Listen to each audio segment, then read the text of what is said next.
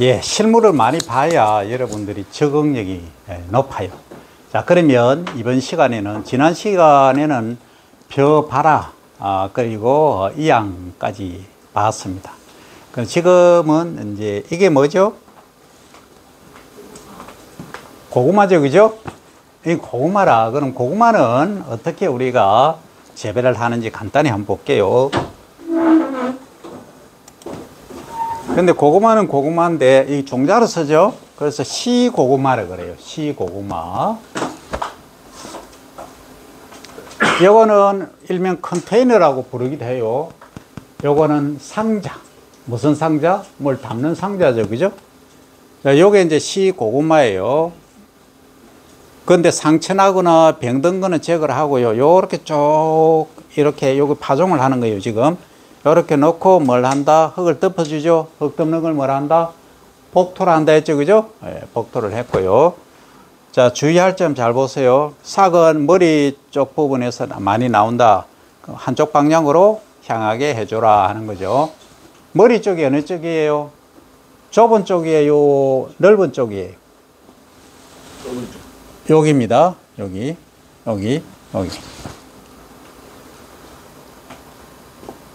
그게 좁은 쪽입니까? 응? 좁은 쪽입니까? 좁은 쪽. 좁은 쪽이 머리라. 곤충도 그렇고 다 그렇잖아. 좁은 쪽이 머리 아니야? 그지? 끝나버렸어? 이제 파종을 한 거야. 아까 이제 조금 안 한 게 있어가지고, 요게 뭐예요, 지금? 벼를 옮겨 심고 있죠? 요걸 이제 물에 옮겨 심는다 해서 이 양이라고 하는 거예요. 요거는 과거에는 손으로 이렇게 손이양이라고 하는 거고, 요거는 기계로 하니까 기계 이양. 요거는 파종 종자를 직접 파종하니까 직파라 그런 거고요. 요 파종하는 기계를 이양기 이렇게 말하는 겁니다. 요거 아까 육묘 상자 모판이라고 한다 했죠, 그죠? 요것은 상토라 한다 했죠. 그래서 이런 것들이 나오지만 요즘은 뭐 한다, 코코피트나 이런 걸로 해서 매트로 만들어서 한다 하는 것까지 얘기를 했어요. 그래서 여러분들이 앞으로 할 일이 많다, 그런 매트보다 더 좋은 걸 만들어낸다 하는 것들이 할 일이다, 그죠? 자, 고구마 그럼 파종은 어떻게 하느냐? 파종 아니고 이식은 어떻게 하느냐? 이식은 고구마는 싹을 이제 심는 거예요.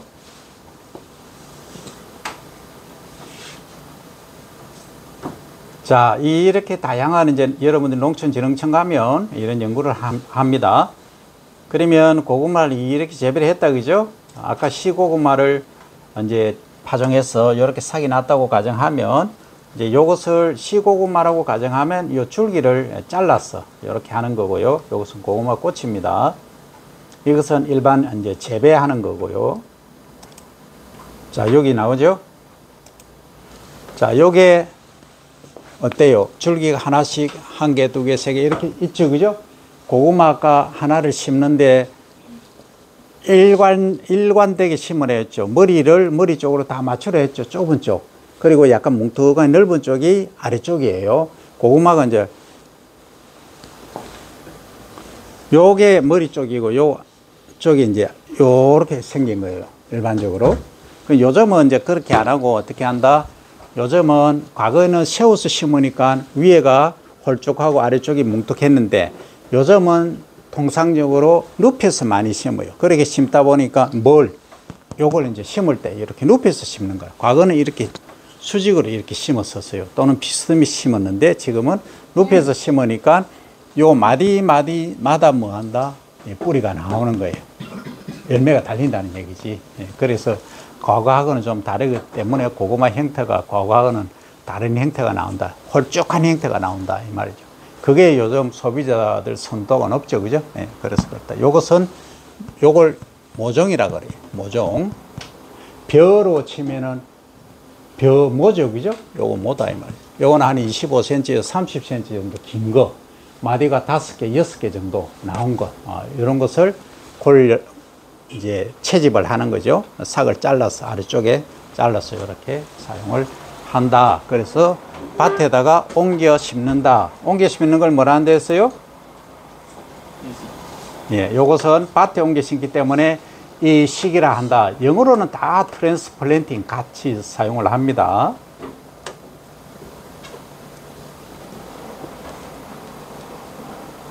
요 삭을 요렇게 자른다 이 말이지. 대여섯 마디 정도 놔두고, 그죠? 대여섯 마디씩 요렇게 자르는 거예요. 요건 여러분들이 고학년 되면 또 배웁니다. 요 정도까지만 보고 넘어갈게요.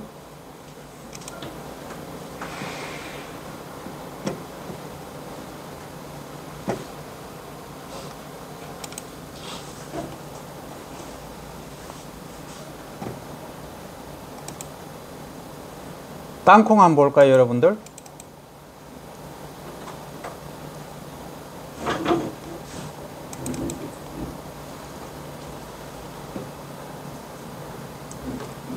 자, 땅콩은 여러분들이 통상적으로 생각하기에 식용으로 할 때 주로 어떻게 해가 먹어요? 볶아서 먹거나 쪄서 먹죠, 그죠? 통상적으로 그런데 이분은 뭐예요, 이거? 싹을 틔웠죠, 그죠? 땅콩은 싹을 틔워서 이렇게 마케팅을 하는 거라. 그러면은 아삭아삭한 맛이 많아져. 소위 섬유질이 많아진다는 거지. 아까 섬유의 주성분이 세 가지가 있다. 뭐라 했죠? 셀룰로스, 헤미셀룰로스, 리그닌 이렇게 있다 있죠, 그죠? 이런 것들이 우리가 섭취를 충분히 해주면 뭐한다? 미생물 배출, 미생물이란다. 중금속 배출에도 효과가 있고 미생물, 유용 미생물 대장의 함량의 증진 역할을 하는 기능도 있어요. 그리고 만복감도 있고 하니까 다이어트 효과도 있다. 그리고 이제 땅콩에 함유된 기능성 성분들이 더 증가한다. 그래서 뭐한다? 싹 틔워서 이렇게 판매를 하고 있어요. 이게 수출도 지금 하고 있어요. 그래서 여러분들이 하나하나를 이 작물을 대할 때 가볍게 보면 안 돼. 이것들이 엄청나게 파급력을 가질 수 있다 하는 거죠. 땅콩 요렇게 이제 뿌리, 요거는 뿌리죠, 그죠? 요게 요 싹이 이제 핵심인데 이 줄기가 있으니까 요즘 땅콩을 삶아서 예를 들어서 먹을 경우 삶아서 그 실온에 오래 놔두면 곰팡이 피죠. 그 아프라톡신이라는 물질이 많이 생성돼서 암을 유발할 수도 있어요. 그래서 뭐 한다? 반드시 건조한 거, 삶은 거 그날 먹어야 됩니다. 그래서 냉장고라도 오래 놔두면 안 된다. 이런 것들은 그런 싹은 그런 문제를 줄여주는 역할을 하죠. 바로 공급하면 콩나물처럼. 그래서 요즘 뭐까지 한다? 건조까지 시켜요. 완전히 건조시켜가지고 미생물 또는 병원균이 못 자라게끔 하는 그런 방법입니다. 자, 여기까지 이제 여러분들이, 요게 뿌리예요. 그죠? 예. 요거는, 땅콩의, 이삭이죠. 그죠? 예. 자, 여기까지 일단 하고 마무리를 합니다. 자, 그러면, 빔 프로젝터는 끕니다.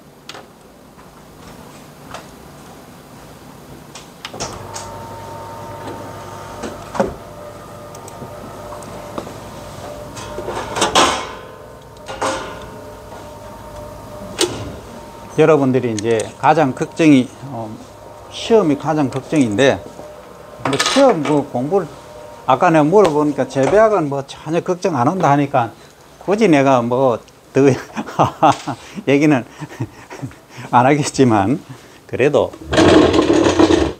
재배학은 모든 학문의 기본입니다. 우리 농학 베이스에서는 재배학을 모르고는 말하지 말라. 뭐 재배학에서 첫째 배운 게 뭐죠? 처음에 뭐예요? 가장 먼저 배운 게 환경을 배웠죠, 그죠? 그 다음 두 번째 토양을 배웠죠, 그죠? 세 번째는 작물을 배웠죠, 그죠? 네 번째는 육종을 배웠죠, 그죠? 아니, 다 배웠어. 육종 하나만 얘기해 볼까? 육종이 뭐예요? 육종 개념이?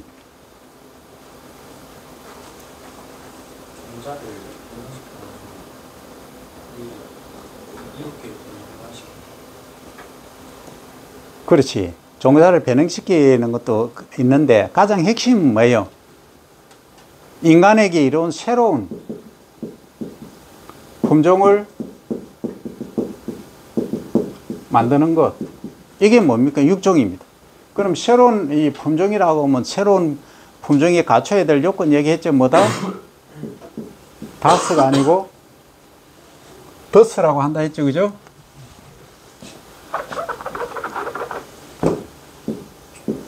더스는 뭐예요? 뭐의 약자죠?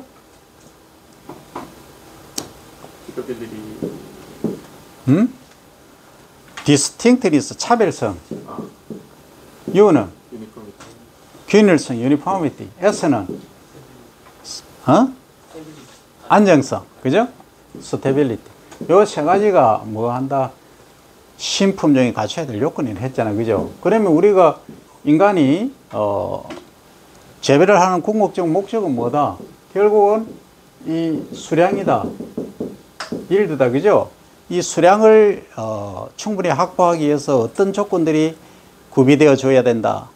첫 번째 뭐다? 품종이죠. 지인. 어떤 품종을 선택할 거냐? 뭘 심을 거냐? 나는 어떻게 해서 이 일드는 다른 말로 하면 economically viable, 경제적으로 돈이 돼야 되는데 만이라고 해볼게요. 만이. 이것은 양이 많이 생산되기도 해야 되지만 품질이 뛰어날 필요도 있죠. 그죠? 품질이 좀 안 좋으면 양 많이 생산해보면 가격이 싸니까. 그죠? 그러면 처음에는 진, 이거는 유전 부분이고, 그 다음에 이제 재배 기술이죠. 그죠? 재배 기술. 이거는 cultivation이죠. 그 다음에 또 하나는 뭐죠? 아무리 좋은 종자를 가지고 재배 기술이 최고의 방법으로 재배를 했는데 태풍이 왔다. 폭우가 내렸다. 햇빛이 안 난다. 그러면 어때요? 작물이 못 자라죠. 병 많이 걸리죠. 그래서 뭐가 중요하다? 환경이 중요하다. environment가 그만큼 중요하다 하는 얘기예요. 그래서 이것을 G하고 C, G 플러스 C 플러스 E가 뭐 해야 된다? 전부 만족시켜 줘야 된다. 이게 뭐예요? 수량 상각 모식도라는 거예요. 그 예컨대 G하고 C는 이만큼 큰데 환경이 안 좋다면 환경이 요만큼밖에 만족 못 시켰다 하면 여기 하면 수량은 요거밖에 안 된다는 얘기예요. 두 쪽 변이 아무리 좋은 조건을 갖춰도 하나가 부족하면 그 하나에 의해서 수량이 결정되어 버린다 하는 거예요. 그래서 과거에는 수량만 이제 얘기를 했지만 결국은 요즘은 퀄리티, 맛까지, 품질까지 이제 얘기를 하는 거죠. 그래서 이제 환경을 우리가 얘기를 해보면 이런 거죠. 이 환경에서 가장 핵심이라고 하면은 뭐예요, 여러분들? 공기죠, 그죠? 에어잖아. 공기가 가장 핵심이죠. 그 다음 또 뭐 있어요? 온도가 있죠. 그 다음 뭐 있다? 수분이 있죠. 워터. 에어, 템퍼러처, 워터. 이 세 가지가 가장 핵심 요소다. 그죠? 그럼 에어로 하면은 뭐다? 우리가 광합성을 많이 하기 위해서는 CO2 농도가 높아주는 것이 좋겠다. 이게 핵심이잖아. 그죠? 그러니까 과거에 산업혁명 이전에는 260에서 300 ppm 이던 것이 260에서 300 ppm 이던 것이 지금 얼마다? 420 ppm이다. 약 1.7배, 1.8배 CO2 농도가 높았으니까 광합성 많이 하겠죠. 그죠? 잘 되잖아. 과거에 비해서. 그런데 뭐가 문제예요?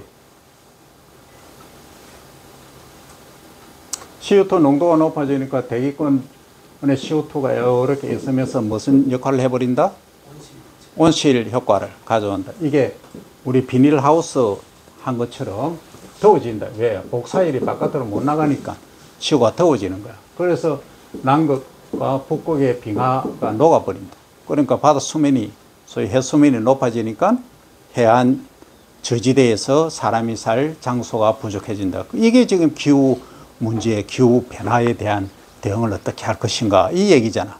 그래서 이 CO2 농도를 420 요 상태로라도 유지를 하든지 아니면 줄이자, 낮추자 하는 게 뭐입니까? 탄소 제로란 말이 나왔다 이 말. 그래서 우리나라에서는 2050 탄소 중립 위원회가 만들어진 거예요. 이 위원장이 장관급입니다. 힘은 별로 없지만 장관급이에요. 그럼 하여튼 이렇게라도 해서 뭐 한다? 지금 지구 환경을 지키자 하는 거예요. 그러면 여기에 중앙에 이제 장관급인 위원장이 계시면 각 도별로 이렇게 또 민간 위원장이 있다. 행정위원장은 누구예요? 각 도의 지사님이라. 지사님. 그리고 이제 특별시, 그리고 광역시 이런 데는 뭐다? 단체장, 시장님이 행정위원장이고, 민간위원장은 주로 이제 교수님들로 구성이 되어 있죠. 경남은 내가 이제 그 일을 잠시 맡고 있어요. 그래서 이 기후위기에 대응하자 이 얘기예요. 그러면 할 일이 무궁무진하게 많다. 그러면 여기가 CO2 공기 중에 CO2만 있어요? 지구 온난화 시키는 게 또 뭐 있죠? 그래, 메탄이 있다. CH4. 그죠? 이게 현기 조건에서 많이 발생하잖아. 그죠? 그럼 이것은 CO2보다 약 25에서 29배 정도 CO2, 지구 온난화 지수가 높다 이 말이지. 그 다음에 아질산, N2O 이런 가스들이 이거는 300배 정도 높아요. 그러니까 심각한 문제가 된다. 그래서 우리가 농업행위에서 오는 지구 온난화 정도는 전 세계적으로 보면 2.9% 밖에 안 돼. 가장 많은 게 어디서 나올 것 같아요? 집에서, 가정에서 나오는 거예요. 가정에서 64% 나와요. 나머지 수송이 거의 몇 프로다? 뭐, 국가마다 다르긴 하지만 6%에서 30, 한 2%까지 나옵니다. 수송, 차. 그러니까 지구가 남북극의 빙산이 녹아가지고 완전히 3분의 2 정도 또는 3분의 1이 바다에 잠기는 걸 원하느냐, 아니면 이 상태로라도 유지가 되기를 원하느냐는 여러분들이 어떻게 행동하느냐, 한 사람 한 사람의 모든 게 모여서 뭐가 된다?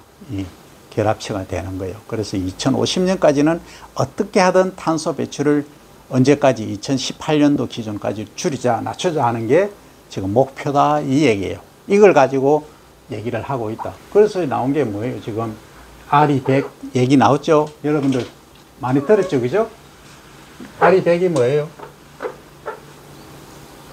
RE100.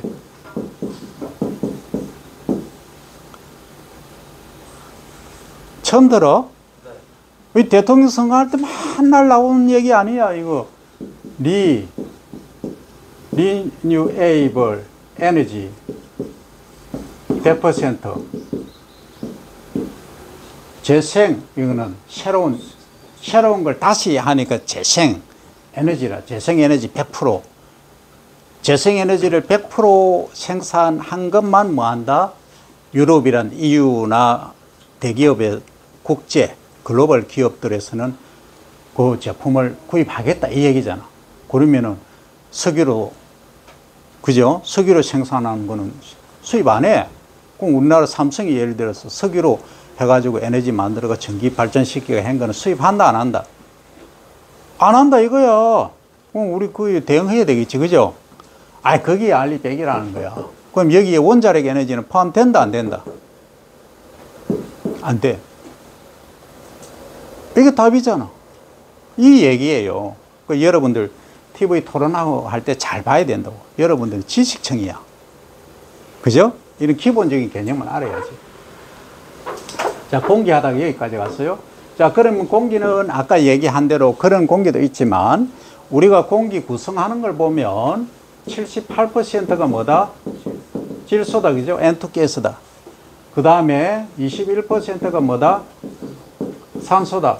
그 다음에 많은 게 CO2다 이 말이죠. 그죠?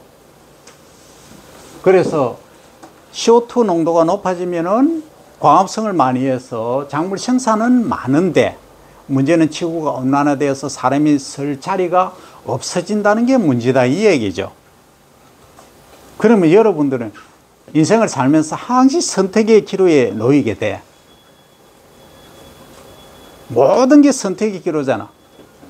예를 들어서 대학을 올 때도 어느 대학, 국립대학을 갈 거냐, 사립대학을 갈 거냐, 인서울 할 거냐, 지방대학을 갈 거냐, 집 건축할 거냐부터 선택한 다음에 과를, 그럼 어떤 과를, 전도가 유망한 과가 뭐냐부터, 그 다음에 뭐예요? 내가 이게 합격이 될까 안 될까부터, 그죠? 전부 인생에 배우자 만날 때도 어떻게 해요? 결혼할 때도 그렇잖아. 인생은 무수히 단계마다 선택의 기로에 서 있게 돼. 근데 그게 루틴하게 하는 거, 수업은 반드시 참석해야 된다, 이 대전제 앞에서는 선택의 여지가 없어. 그죠? 안 하면 학점 안 나가니까, 그러면 어떻게 됩니까? 완전히 도태돼 버리니까. 이건 루틴한 거는 그냥 가더라도 입사 시험을 뭐 서울에 가서 내가 근무할 거냐, 어느 회사에 취업할 거냐부터, 그죠? 매일매일 선택의 고뇌 속에서 여러분들은 살아가고 있다. 이게 인생이다, 인생. 이게 인생이에요. 이게 라이프야. 하늘로부터 그렇게 태어날 때부터 운명적으로 여러분들의 이 인생은 선택하면서 살아라고 태어난 거예요. 거기 어느 분이 숲길에 보면 숲속에 길이 두 갈래가 나 있습니다 하는 얘기 있죠, 그죠? 그래서 나는 한쪽 길만 가는데 못 가고 온 한쪽 길에 대한 아쉬움, 그걸 표현한 게 있잖아. 그런 건데 관심도 없어? 공부만 하니까 좋아, 알았어. 공부만 하자가. 그런 얘기가 있듯이 항상 선택의 기로에 있는 거예요. 그러면 CO2 농도를 높여서 광합성량을 많이 해서 이 지구 사람이 풍족하게 먹고 살게 하는 방법이 있고, 그죠? 아니다. 지금 지구 온난화가 문제가 되니까 CO2 농도는 더 높여서는 안 된다, 이걸로 나눠 먹자 하는 방법도 있겠죠, 그죠? 그거는 지도자가 또는 전체 구성원들이 뭘 선택하느냐에 따라서 그렇게 가는 거예요. 그런데 문제는 이게 식량 생산에서는 2.9%밖에 지구 온난화 관여를 안 해. 그럼 뭐가 하느냐? 집에서 여러분들 이제 지금은 좀 잘 못 느끼지만 여러분들이 가장이 되었을 때 아파트세가 아니고 아파트 그 뭐라 그러지, 월 사용료 있잖아. 난방비하고 이런 거 있잖아. 그런 게 4인 가족이면 뭐 70만 원 나올 때도 있고 20만 원 나올 때도 이래. 예를 들어서 그러면 한 100만 원 나오면 막 넘어가겠죠? 그만큼 에너지를 많이 소비했으니까 많이 내라 이거지. 많이 쓰면 그 누진세가 이제 붙기 때문에. 그래서 개인적으로 봤을 때 이 탄소세를 나는 지금 하고 있어요. 다 들어가 있어. 탄소세를 매기잖아. 그럼 여러분들 탄소세 하니까 뭐예요? 카본 텍스죠, 그죠? 세금이 다 부과가 다 돼 있어. 지금 자동차 하면 환경부담금, 교육세 이런 거 다 나오거든. 그렇듯이 이것도 다 나온다는 거. 그럼 여러분들이 야, 그러면 탄소세 나는 내기만 하는데 내가 받을 방법이 없느냐? 있지. 어떻게? 내가 산림을 조성을 하잖아. 산림을 조성을 해서 산림이 이제 나무가 자라고 숲이 막 우거지면은 공기 중에 탄소를 받아들이겠죠, 그죠? 흡수를 하잖아. 그러면 어때요? 대기 중에 CO2 농도를 낮추니까 기여를 하잖아. 그 기여한 만큼 돈을 받아. 잘 이해가 안 되죠? 그런 세상이라고. 그래서 만약에 브라질 같은 그 밀림 있잖아, 그죠? 아주 천여림이잖아. 그거 없어지면 어떻게 돼요? 정말 위험한 거라. 그럼 그걸 보존하라고 국제기구에서 유엔에서 뭘 해줘야 된다? 지원해 줘야 되는 거라. 그걸 개발하려고 하면. 그렇듯이 우리 산림도 지금 64%면 64% 유지를 해줘야 된다. 그러니까 산불 나면 맨날 헬기 띄워가지고 막 끌려고 하는 이유가 뭐예요?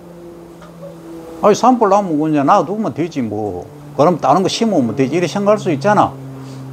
그 나무가 하는 기능이 그만큼 크기 때문에 산불은 반드시 방제를 해야 되고, 그죠? 예방을 해야 된다 하는 거죠. 그래서 산림청에서 하는 일들이 다 그런 것까지 다 포함된다.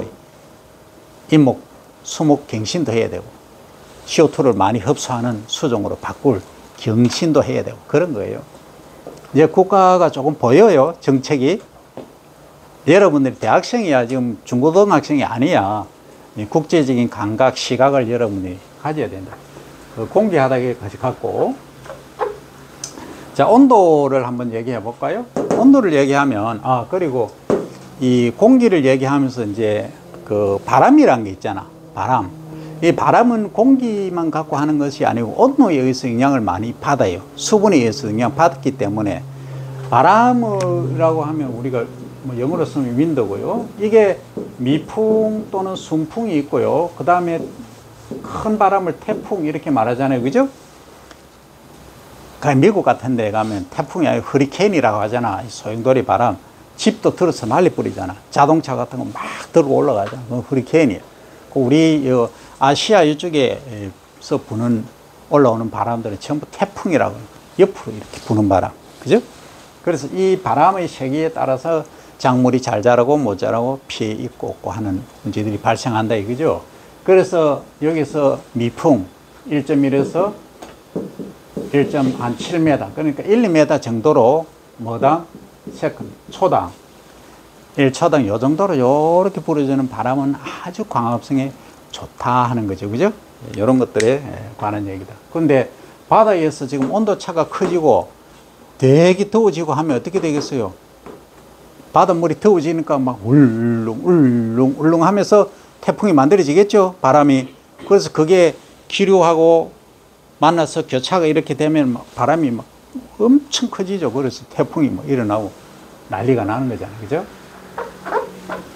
자, 온도에 관한 거는 우리가 일반적으로 작물이 자라기 가장 좋은 온도를 저온, 높은 온도를 고온, 그 다음 낮은 온도를 저온 이렇게 말한다. 그죠? 이렇게 세 가지를 얘기할 수 있는데 통상적으로 작물이 가장 자라기에 일반적으로 적합한 온도는 25도씨 내외다 하는 것은 여러분들이 알아둬야 돼요.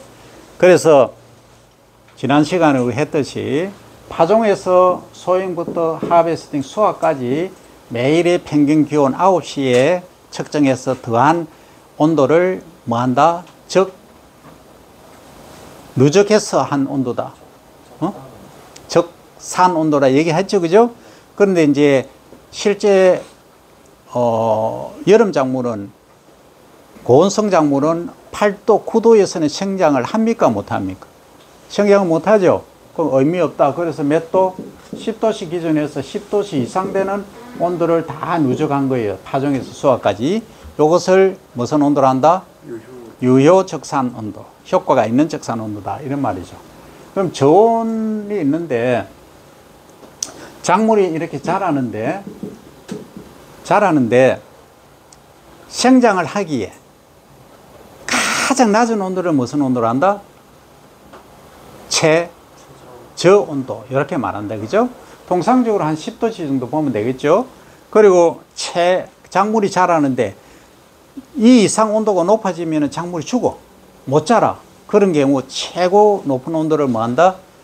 최고 온도. 그죠? 이렇게 말한다. 영어로 하면 maximum temperature. 낮은 온도를 minimum temperature. 그죠? 그래서 일반적으로 작물이 잘 자라는 것을 저고온 우리가 이렇게 말한다 하는 얘기를 지난 시간에 했고요. 자, 그 다음에 겨울에 아까 얘기했지만 겨울에 온도가 마이너스로 내려갔다. 마이너스 5도, 마이너스 10도, 마이너스 20도 작물마다 다르다 했죠. 그죠? 우리가 일반 작물에서는 마늘, 양파 이런 애들이 시금치도 겨울을 넘기잖아. 보리, 호밀, 기리 이런 애들 겨울 넘기죠. 그러니까 이런 애들은 저온성 작물에 포함된다. 그런데 말입니다. 이런 경우가 있어요. 얘가 보리가 이렇게 자랐어. 싹이 났어. 발화를 해서 이렇게 자라다가 잎이 4개 내지 5개 정도에서 월동을 하는데 우리나라에 갑자기 마이너스 30도씨가 된 거야. 그럼 얘가 어떻게 돼요? 얼어 죽죠. 얼어 죽는 것을 뭐라 한다? 동사한다. 동사. 얼어 죽는 것을. 그 다음에 얼어 죽지는 않는데 온도가 한 3, 4도, 4, 5도 정도로 약해졌어. 낮아졌어. 그럼 얘가 잘 못 자라. 근데 보니까 또 뭐가 내려? 서리가 내렸다. 그러니까 얘가 뭐 잎 색깔이 녹색을 못 띠고 갈색으로 변하는 거야. 갈변하고 잘 못 자라 위축돼 있어. 그럼 이런 경우는 어떤 피해를 받은 거예요? 낮은 온도, 저온의 피해를 받은 거죠. 그죠? 이걸 뭐라 한다? 잘 한자를 써서 한해라고 이야기를 합니다. 영어로 하면 cold damage 이렇게 부르죠. 그죠? 이해됩니까? 요 용어를 여러분들이 이해를 해야 됩니다. 자, 그 다음에 이제 뭐가 있느냐 하면 뭐가 있죠? 워터, 물이 있죠? 물의 형태는 물의 얼굴은 크게 몇 가지다?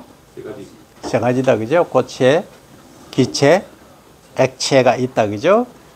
자, 그런데 고체, 기체, 액체가 있는데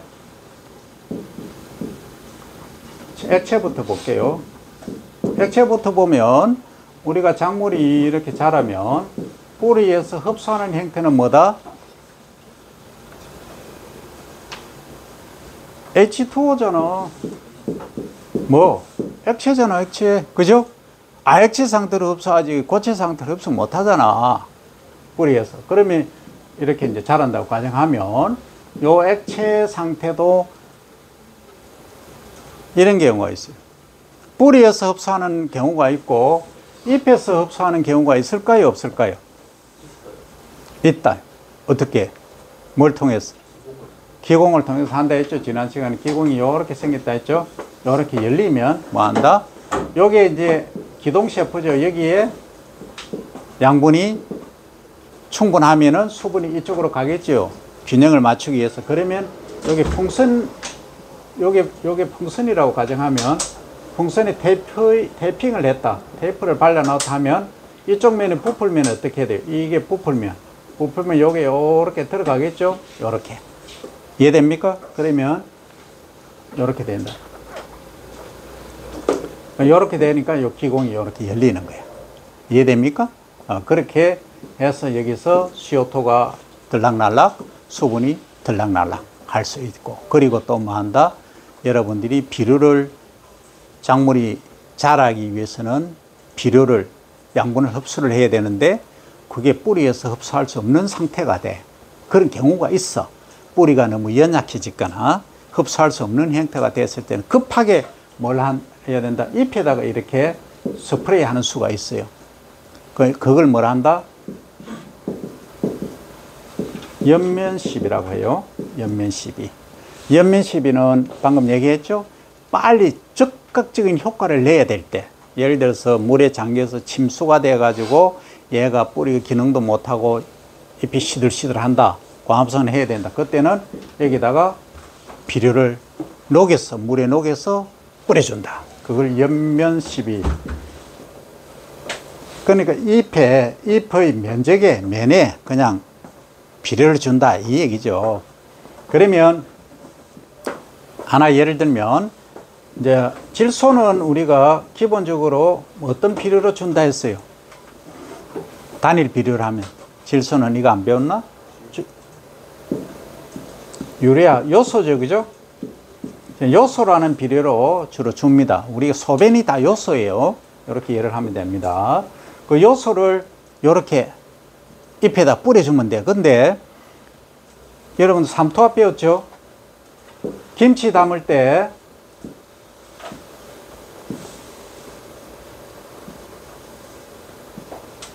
요렇게 통이 있다가 요게 배추입니다. 근데 소금물에 이제 담그는 거예요. 그러면 배추가 이렇게 찌부러들죠. 사이즈가 줄어들잖아. 그죠?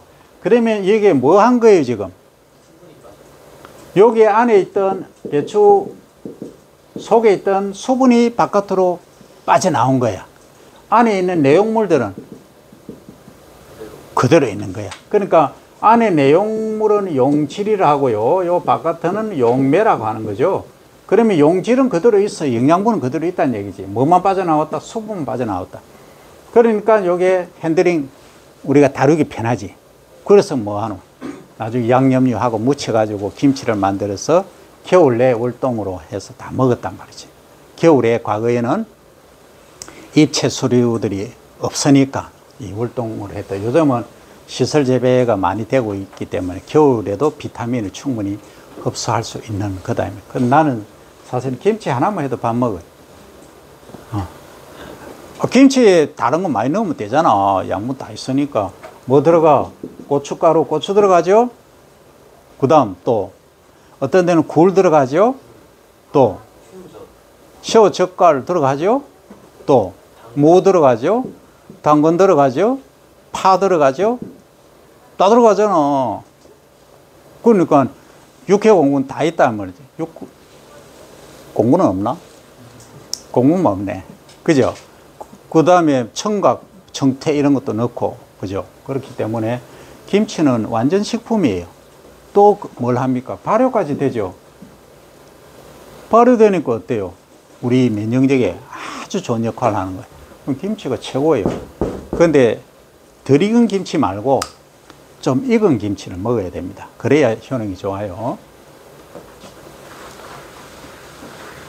요게 이제 요거 이제 김치 담는 거 얘기했으니까, 자, 하나 더 얘기합니다. 내가 이렇게 배추를 키워. 이제 엄마가 시켜서, 이제 우리 아들내미 그래도 스마트 농사는 바꿔 다녔는데 똑똑하겠지 하고, 야야, 아들아, 딸내미야, 니, 저 배추한테 비료 좀 주라 했어. 그 이제 배웠지, 그죠? 뭘 배웠어요? 삼투압 배웠죠? 재배학 배웠죠? 그럼 비료를 어떻게 줄 거예요? 양분을 줘야 되잖아. 얘도 먹고 살아야 되잖아. 지금 토양에 양분이 부족해. 조금밖에 없어. 엄마가 주라고 지시를 했어. 어떻게 줄 거예요? 그래. 비종이, 첫째는 비종이 중요하지. 어떤 비료. 주로 이제 요소를 줘요. 유리야. 요소 비료를 주로 줘요. 근데 이렇게 그냥 스프레이 하면은 위에서 그냥 뿌리 뿌리면 비료 낭비가 많겠죠? 뿌리가 흡수하는데 줘야지. 그죠? 그러면 엄마가 시켰으니까 난 한 달 동안 집에 안 갈 거니까 비료 뭐 여기다가 듬뿍 주는 거야. 바로 옆에. 그럼 어떤 현상이 빚어진다?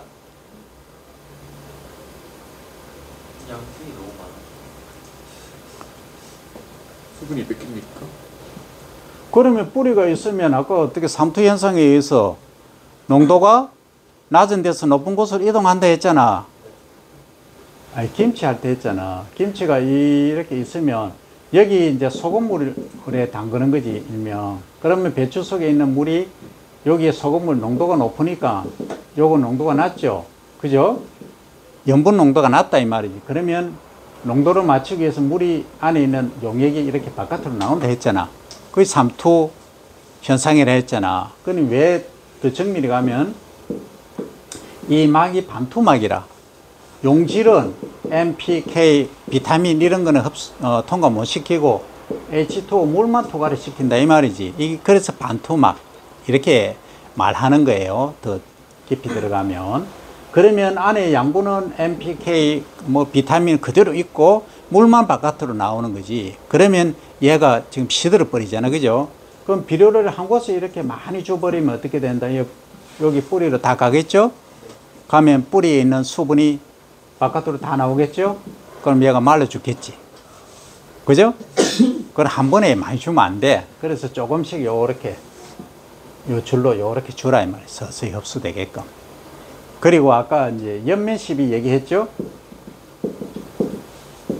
연면 시비 얘기할 때, 연면 시비는 이렇게 뿌려준다 했죠. 어디다?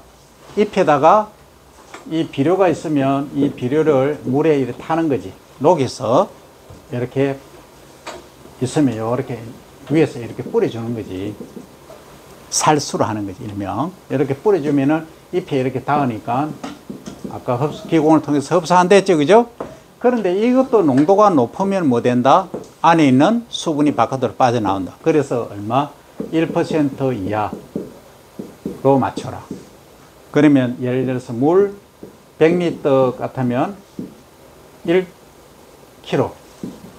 그 다음에 요소를 투입하라. 이 말이지. 녹여서 요 위아로 뿌려라. 이 얘기예요. 이해됩니까? 네. 어렵나? 어려우면 이 유튜브 보면은 이해될 거야. 더 설명하기는 지금 시간이 없어. 자, 여기까지입니다. 그래서 이제 비료 엄마가 주라고 하면 어떻게 줘야 된다? 나누어서 조금씩 줘라 이 말이지. 한 번에 다 주지 말고. 그리고 이런 경우도 있어요. 한 번에 비료를 많이 주면 이게 비가 온다든지 하면 어떻게 된다? 토양 속으로 내려가 버리죠. 그걸 일명 용탈이라는 용어로 써요. 용탈. 그리고 또 햇빛이 너무 강하면 공기적으로 날아가겠죠. 이것은 탈질이라는 용어로 써요. 탈질, 공기적으으로 날아가는 것. 이런 문제점들이 있다 하는 겁니다. 그리고 이제 이 액체가 있고, 액체가 또 이제 어떤 경우가 있냐면 이런 경우가 있어요. 아침에 여러분들이 저기 풀밭에 나가보면은 이 바지나 신발 베리죠. 젖죠. 그건 뭐 때문에 그래요? 새벽 이슬 맞는다 하잖아요. 이슬. 그게 뭐예요? 이슬이 뭐예요? 식물에서 흘러나오는 용액이다 이 말이에요. 조금 더 깊이 가볼까? 자, 집중. 자, 식물이 이렇게 있다. 잎이 있으면 여기 H2O 물이 있다 하면 이렇게 흡수해서 이렇게 공기중으로 간다 했죠, 그죠? 물은 어디서 어디로 흐른다? 많은 데서 공기 중 적은 곳으로 흐른다 했죠. 그럼 비 오는 거는 위에 구름이 많이 모여 있다는 것은 H2O가 물이 수분이 많이 모여서 어떻게 된다? 이렇게 아래로 떨어지는 거죠. 그걸 우리가 비 또는 눈, 서리, 고체 형태로 되는 거 또는 우박도 한 번씩 때리잖아요. 그죠? 이런 경우를 말하고요. 일반적으로 많은 곳에서 적은 곳으로 흐르는데, 그러면 낮에는 우리 눈에 보이지 않지. 왜? 너무 입자가 작으니까. 그런데 비닐을 딱 덮어놔 보면 어때요? 비닐에 물이 쫙 묻어가 있어.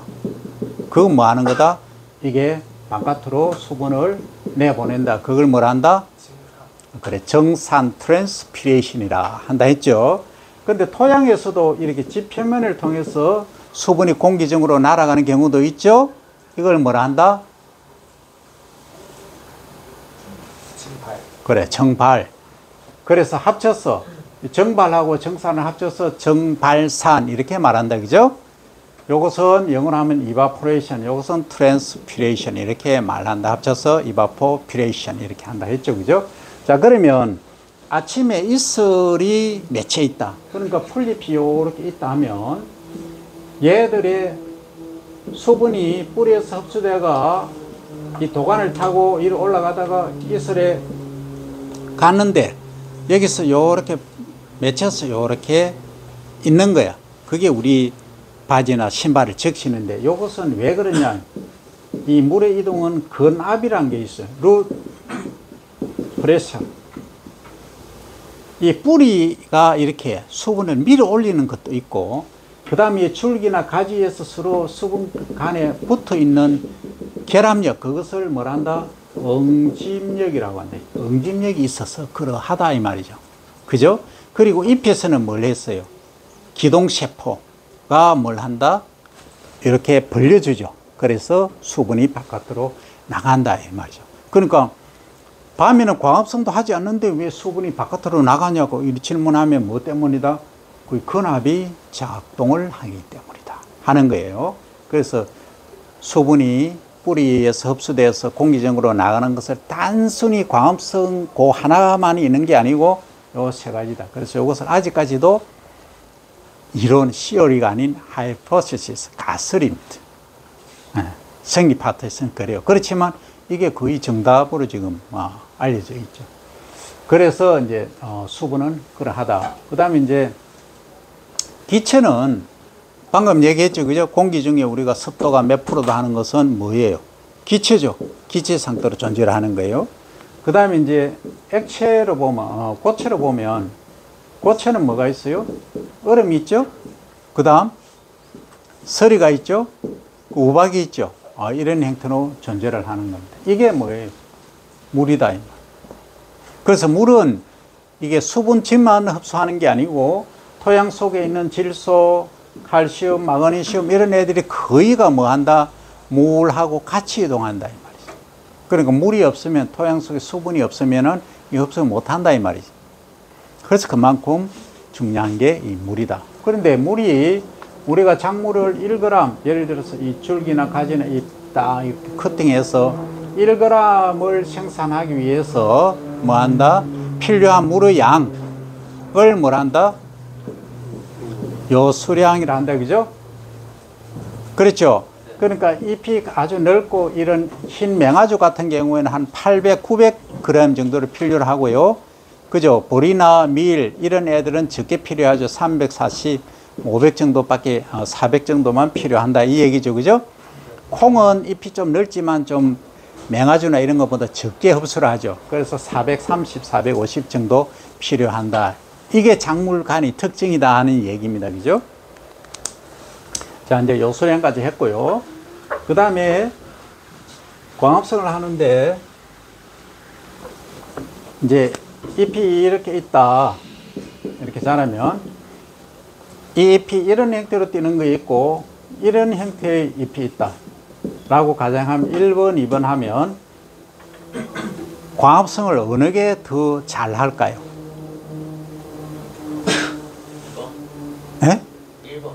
1번이지. 이렇게 고쳐서 있어야지. 직립해야지. 이걸 일명 수광, 이 햇빛이 내리쬐면 받는 데서 수광 태세라고 합니다. 여러분들 수업 태도 하듯이 수광 태세가 이렇게 좋다 이 말. 쭉 잎이 늘어져 있으면 여러분들 고개 푹 숙이가 있으면 자는 거죠. 그러면 내 수업 강의했던 거 전부 다 아무것도 기억 못 해. 다 잊어버려. 아예 귀에 안 들어오지. 그래서 이런 경우 하면은 빛이 아래쪽에 못 내려가죠. 그럼 90%는 뭐예요? 위에 상위엽에서 차단 다 시켜버려. 그러니까 10%만 내려가는데 이게 광합성이 안 된다 이 말이죠. 그래서 광합성에서 나오는 프로덕트, 생산물이 줄어든다, 수량이 떨어진다 이 얘기예요.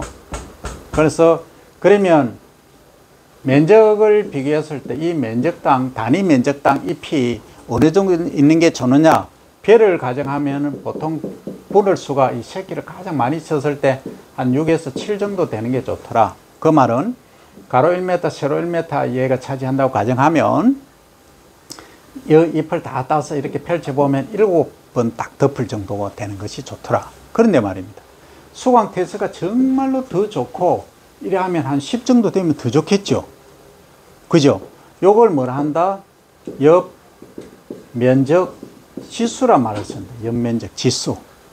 그래서 가장 광합성을 하기에 아주 최고 좋은 조건을 뭐라 한다? 최적 옆면적 지수. 이렇게 말한다 이 말.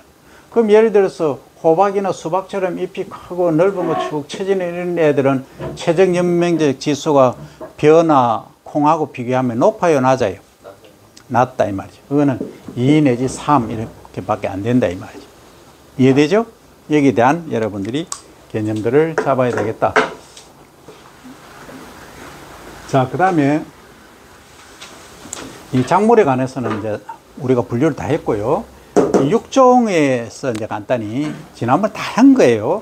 자, 육종의 가장 핵심은 뭐예요? 우리가 새로운 우수한 행질을 가진 것을 만들어내는 것. 그것이 육종이에요. 그러면 A라는 게 있고 B라는 게 있으면 얘를 교배를 통해서 새로운 아주 수량도 많고 병해충 저항성에 강한 이런 것들을 만들어내는, 이게 뭡니까? 교배를 하는 거죠. 영어로 하면 크로싱이죠. CROSSI. 크로싱을 해서 새로운 품종을 만들어내는 거예요. 이거 단순하게 이제 교잡한 거죠. 이것을 단교잡 이렇게 말하고, 그 다음에 C 곱하기 D까지 해서 새로운 거 만들어내 그 E가 나왔다. 그죠? 그러면 이렇게 또 결합하는 거지. 이렇게 교배를 이렇게 하든 하면은 복잡하게 따서 복교잡 이렇게 말하는 거예요. 근데 이제 요거 P가 있잖아요. P가 있으면 이게 A가 P를 계속 순수하게 분리해서 내겠다 하면 유교잡이라 백크로싱 계속 이거 C가 나오면 이거하고 A하고 D가 나오면 또 A하고 E가 나오면 A하고 계속 그렇게 교잡시켜 나가는 것을 여교잡, 소위 백크로싱. 이 목적은 이 모본 원래의 오리진 요 P를 알기 위함이다. 그래서 여러분들이 표현할 때는 어떻게 해요? 표현할 때는 A 곱하기 A 대문자 A, 소문자 이렇게 쓰죠, 그죠? 아, 그렇게 쓰잖아. AA가 있다. 이렇게 있으면. 그러면 이거하고 이렇게 이제 결합을 시킨다. 그러면 AA가 나오고, AA가 나오고, AA 나오고, AA 이렇게 나오죠, 그죠? 그러면 대문자 A가 우성이다 하면 우성 행절을 가진 게 3이고 열성 행절이 1이다, 그죠? 아, 이런 거 나오잖아. 이게 뭡니까? 이게 육중의 한 방법이에요. 그래서 한 번 교배시킨 것을 F1, 두 번 시킨 것을 F2, 세 번 교잡한 것을 F3, F4, 5, 6까지 가는 거지. 그죠? 그러면 우성 행질을 가진 것은 그 확률이 점차적으로 이제 줄어들겠지. 최대를 계속하면 할수록. 그 다음에 요거 우측에 있는 이 행질들은 이제 내려가면 갈수록 더 높아진다. 이 말이지. 그래서 요 개변은 그럼 어떻게 하느냐? 이런 꽃가루가 예를 들어서 있다 하면 꽃가루가 쭉 떨어진다. 이 말이지. 어디에? 암술이 있으면, 요렇게 있으면 암술이 요 주두에 딱 떨어지죠. 그래서 요게 뭐 한다? 암술하고 결합을 하는 거지. 간단히 얘기하면. 그러면 여기 이제 크로싱, 교배가 되는 거지. 그죠? 그래서 새로운 걸, 여기 A고 요거 B 같으면 C를 만들어낸다. 이 말이에요. 요걸 이제 수분, 수정 이런 용어를 쓴다. 이 말이죠. 그런데 용어 중에 자가수분, 타가수분 하는 얘기를 들었죠? 그 자가수분은 뭐예요?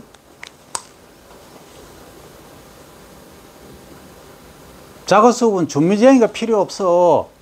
아, 여러분들 말 그대로 CC 같은 경우 뭐예요? 캠퍼스 커플 뭐예요? 하는 거예요.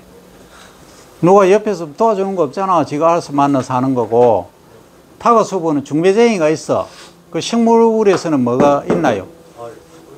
벌, 나비, 그 다음에 바람 이런 것도 중배쟁이 역할을 한다 이 말이죠. 근데 말입니다. 자가수분은 이거예요. 예를 들어서 배를 들면 여기 암술이 있으면 수술이 6개가 있어요. 그럼 얘가 꼬꼬로 또르륵 떨어져서 이 암술 주두에 앉는 거야. 그러면 이 A라는 품종은 계속 A라는 품종 혈통을 그대로 유지를 할 수 있어. 그게 자가수분이죠. 근데 옥수수 같은 예를 들면 옥수수는 위에 꽃가루가 있어요. 그 아래쪽에 여러분들 먹는 그 옥수수 있잖아. 알맹이. 그 수염이 있거든. 이 수염이 암술이에요. 그럼 얘가 3일에서 5일 정도 빨리 개화를 해. 그럼 얘가 아직 성숙이 안 됐어. 그러면 꽃가루가 어디로 가요? 이거 흡수를 못 해. 그럼 교배가 안 돼. 수분 수정이 안 돼. 그럼 어떻게 해야 돼? 이어서는 안 되잖아. 자기 같은 그루 내에서는 안 되잖아. 그죠? 그러면 다른 데 있는 요것보다 한 3, 5일 늦게 피는 수술이 있으면 얘 꽃가루고 바람이나 벌나비에 의해서 요렇게 수분을 식혀준다 이 말이지. 이게 이제 타식성, 타가 수정, 타가 수분 이렇게 말한다 이 말이죠. 또 이런 경우도 있어. 암수가 그러니까 자웅이라 그러죠. 암수 한자어로 하면 자웅, 자웅동주란 말이 있고 자웅이주란 말이 있어요. 자웅동주는 암수가 한 그루에 있다. 뭐 이것도 옥수수도 그렇고 벼도 그렇고 다 같이 있죠. 근데 이런 게 있어. 은행나무 같은 경우, 은행나무는 이 암크루는 주로 잎이 줄기가 이렇게 옆으로 많이 났고요. 그 수크루는 이렇게 위로 이렇게 많이 올라가 있어요. 암크루는 이렇게 옆으로 가지가 많이 나 있죠. 통상적으로 그래요. 그러면 이게 암수가 그루가 다르죠. 이게 암컷이고 이게 수컷이잖아. 그러니까 자웅 다르다. 이주 식물이다. 이렇게 구분하는 거예요. 그러면 여기 있는 꽃가루가 여기 가야 되겠지. 이 자체의 암나무만, 암크루 나무만 있으면 이게 열매가 맺힌다, 안 맺힌다? 못 맺히는 거야. 그럼 다른 데서 꽃가루가 날아와 줘야 된다. 그래서 벌이 있든 나비 있든 바람이 있든 이렇게 해줘야 된다. 그런 거예요. 일단 여기까지 하고 나머지 자료는 동영상을 여러분에게 보내줄게요. 질문 건의.